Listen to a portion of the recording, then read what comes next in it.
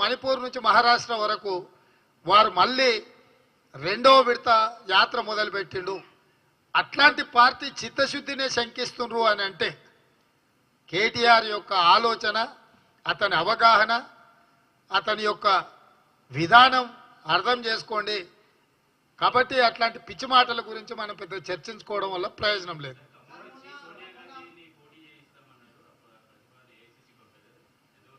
చారి గారు, తెలంగాణ రాష్ట్రం నుంచి సోనియా గాంధీ గారు పోటీ చెయ్యాలని ఏకగ్రీవ తీర్మానం చేసి పంపించినాం. మీరు దానికి ఖమ్మం తోడు చేస్తారు, అది మరి మీరే చెప్పాలి, మీకు ఎక్కడి నుంచే సమాచారం వచ్చిందో. ఇప్పటికి కూడా మా తీర్మానానికి మేము కట్టుబడి ఉన్నాం. ఇప్పటి సమావేశంలో కూడా మేము అందరం చర్చించుకున్నాం. ఈ తెలంగాణ రాష్ట్రం నుంచి శ్రీమతి సోనియా గాంధీ గారు రాబోయే ఎన్నికల బరిలో దించాలి. మా బట్టి విక్రమార్క గారు స్పష్టంగా తెలంగాణ సమాజానికి విజ్ఞప్తి చేసిండు.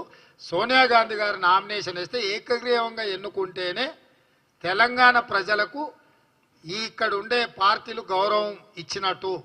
సోనియా గాంధీ గారు నామినేషన్ వేసిన తర్వాత వారి మీద తెలంగాణ బిడ్డలు ఎవ్వరూ పోటీ చేస్తారని మేము అనుకోవడం లేదు. మనమందరం, మీరందరూ కూడా సోనియా గాంధీ గారి ఏకగ్రీవ ఎన్నికకు సహకరించాల్సిందిగా మీకు కూడా విజ్ఞప్తి చేస్తున్నాం.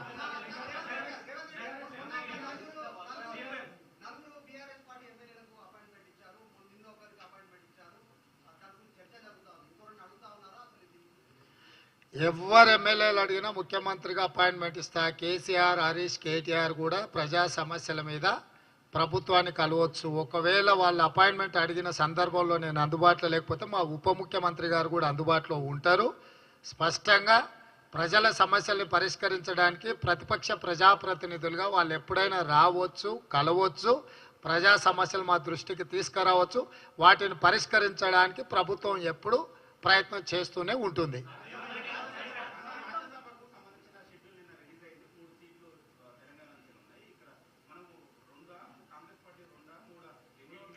ఇప్పుడే ఏకగ్రీవ తీర్మానం చేసి అధిష్టానానికి అప్పచెప్పినాము. తప్పకుండా మీరు అడిగిన ప్రశ్నను అధిష్టానాన్ని అడిగి సమాధానం మీకు చెప్తాం.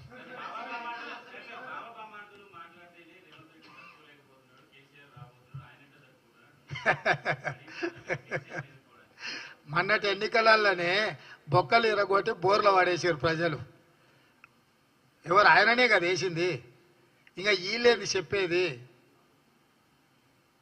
కాబట్టి ప్రజలు ఈడ హరీష్, కేసీఆర్ లేకపోతే కేటీఆర్ కాదు, లేకపోతే వాళ్ళ మీద నేను కాదు, తెలంగాణ ప్రజలు, తెలంగాణ యువకులు సిద్ధంగా ఉన్నారు ఎప్పుడొచ్చినా కూడా బోన్లు వేయడానికి.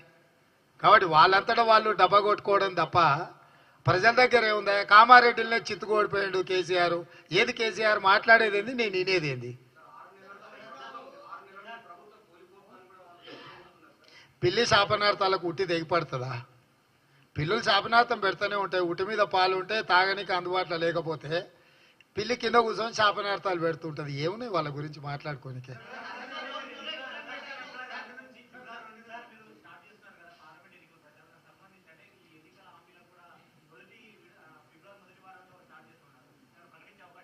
డెఫినెట్గా అసెంబ్లీలోనే ప్రకటిస్తాం. అసెంబ్లీ వస్తూనే ఉంది కదా. తొందరలో బడ్జెట్ సమావేశాలు పెడతారు. బడ్జెట్ సమావేశంలో ఆర్థిక మంత్రి గారు వారి ప్రసంగంలో ఏమేమి వారు ప్రవేశపెడుతున్న బడ్జెట్లో మేము ఇచ్చిన హామీలకు సంబంధించి ఆర్థిక మంత్రి గారు వాటన్నిటిని ప్రవేశపెడతారు. పార్లమెంట్, అసెంబ్లీ ఉన్నప్పుడు పార్లమెంట్ ఎన్నికలు రావు. పార్లమెంట్ కూడా నడుస్తూనే ఉంది. రాని అంటే ఏమున్నది, 100 రోజుల సమయం ఉండనే ఉంది కదా.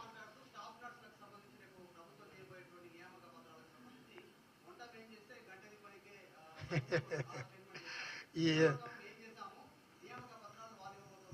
రమ్మని ఆయనను కూడా ఎమ్మెల్యేలు అందరిని ఆహ్వానించినాం. ఆయనను కూడా రమ్మని ఎవరు వద్దన్నారు? ఏమన్నా రేపు అందరు ఎమ్మెల్యేలను పిలిచినాం.